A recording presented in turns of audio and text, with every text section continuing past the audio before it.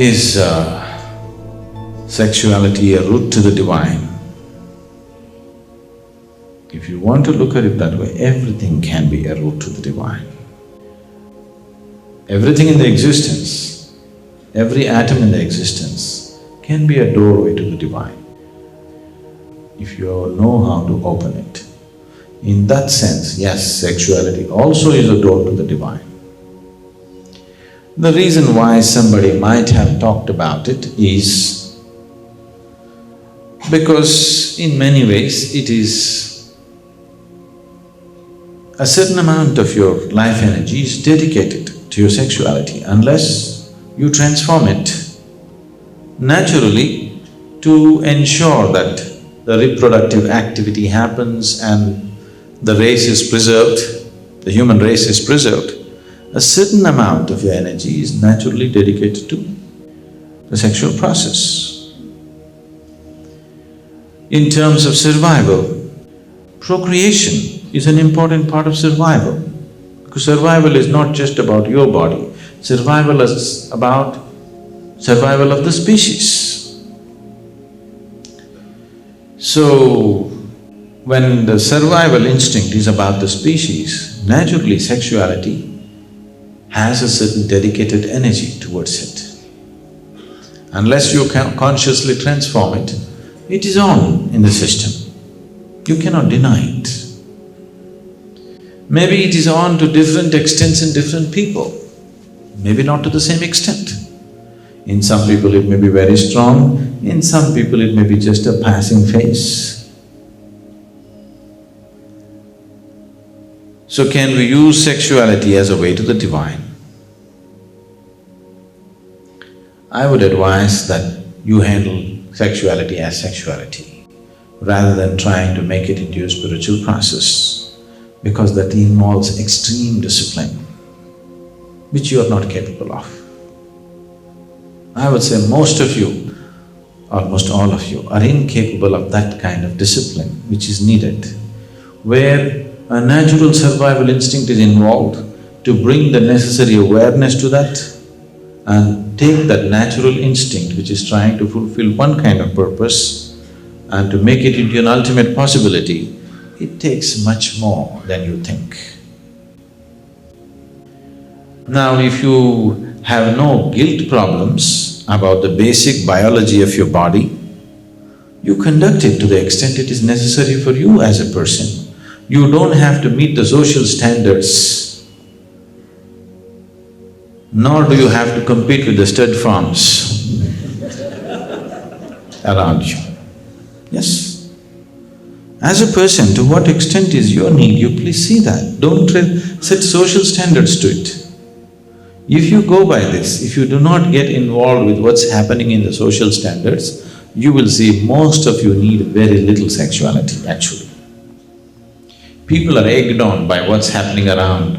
They think if they're not like how everybody else claim to be, then maybe they're not living a normal life.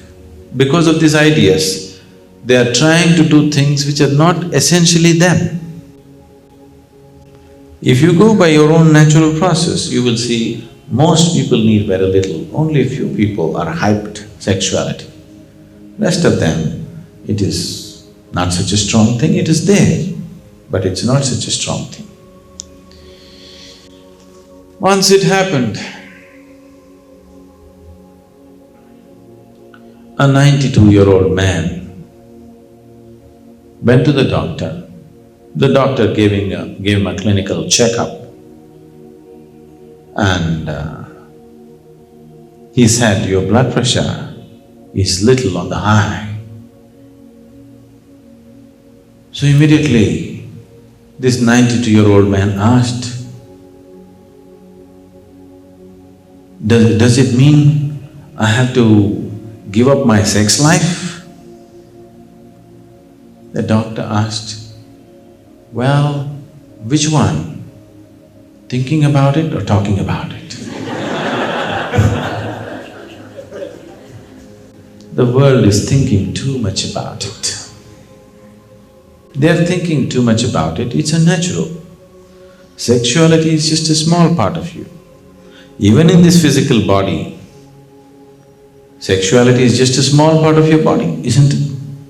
Why has it become so big? Simply because of wrong ideas. First of all, you have not accepted the simple biology of a man or a woman the way it is.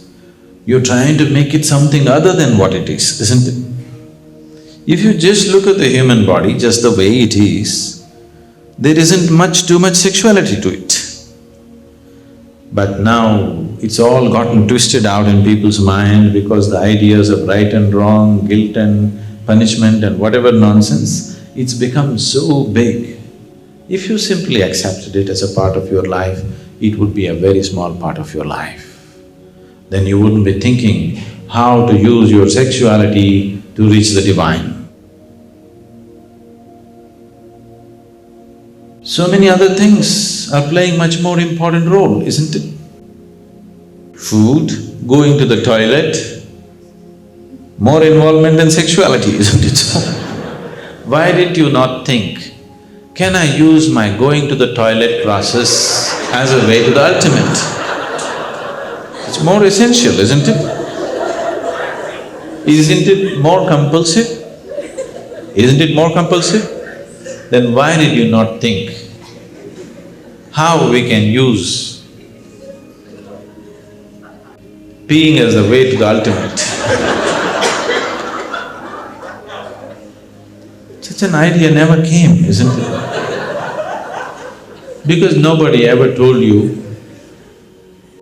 that you have to feel guilty or right or wrong about your toilet problem. This one thing they made it so much. The more they made it, the more resistance and more struggle in your mind. It's filled your mind, that's the problem. So if you ask me, there are so many other easier ways to do it. Why try to use sexuality as a way to the divine? You know, when we started the business activity in Asia, we were thinking of what names to give for this. They had come up with many names. I said, no, all that, we'll call it Isha Business. They said, it's too direct. I said, I want it to be direct. Because if you say anything else, people will have all kinds of ideas. People believe Isha can be doing only service activity, and if you do business, people will come to do business with you and expect you to do dharma with them. So with the very name I wanted it to be very clear, Isha Business. We are doing business, don't have any questions about it, nor do we have any qualms about it. So the same with you. You handle your spirituality separately, your sexuality separately, they're not connected. Can I connect them? Yes, you can connect everything to spirituality, possible. I'm not saying no. But why choose a difficult route? Why choose a route where there is so much compulsiveness and try to make it conscious? Instead of that, there are easier ways to become conscious.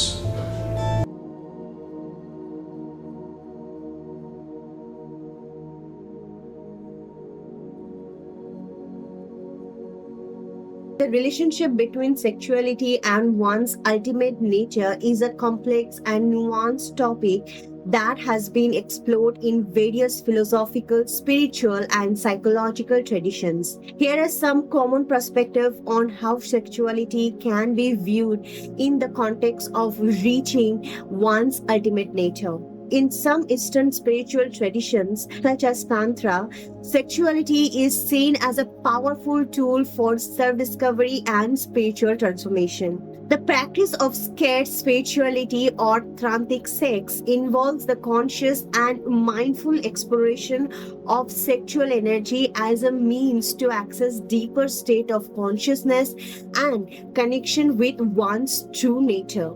Some schools of thought suggest that the powerful life force and creative energy associated with sexuality can be harnessed and transmuted to facilitate spiritual awakening and the realization of one's ultimate nature.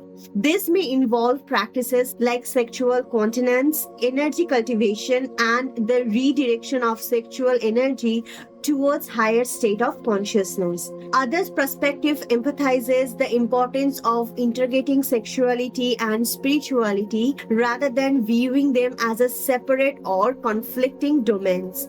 The idea is that by embracing and honoring our sexual nature, we can deepen our connection with the divine or our essential self rather than suppressing or denying this aspect of our being.